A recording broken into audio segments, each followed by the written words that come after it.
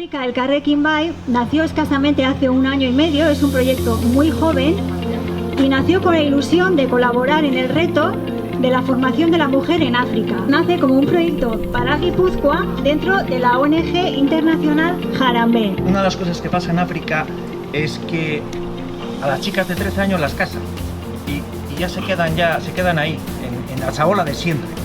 Lo que les vamos a ayudar es a que puedan tener un título, un certificado, algo que les ayude a ser autónomos.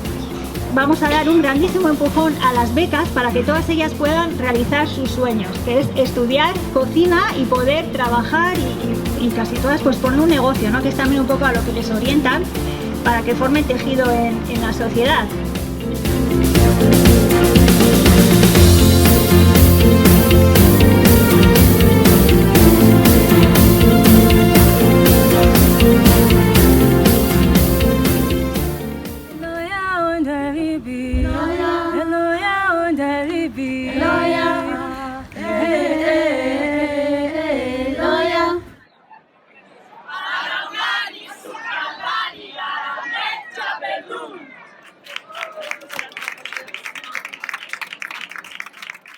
On the Ribi Chapel Doon. On the Ribi Chapel Doon. On the Ribi Chapel Doon. On the Ribi Chapel Doon. On the Ribi Chapel Doon. On the Ribi Chapel Doon. On the Ribi Chapel Doon. On the Ribi Chapel Doon.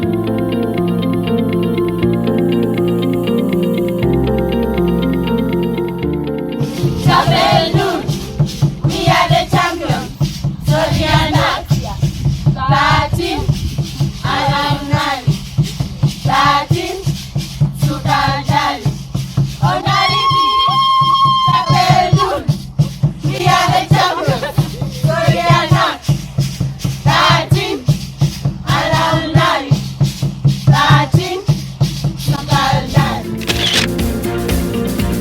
Tenemos un nuevo grupo de chicas que queremos ayudar y entonces aquí entráis vosotros. Tenemos previsto en noviembre hacer otra cena de África Elkarrekin Bai en el restaurante Alameda con los hermanos Chapartegui y la fecha está todavía sin determinar y bueno, estáis todos invitados a acudir. Gracias a vuestra ayuda, probablemente si algún día vais a Kenia y vais a algún restaurante, os puede pasar que la chica que os está atendiendo sea una de estas mujeres.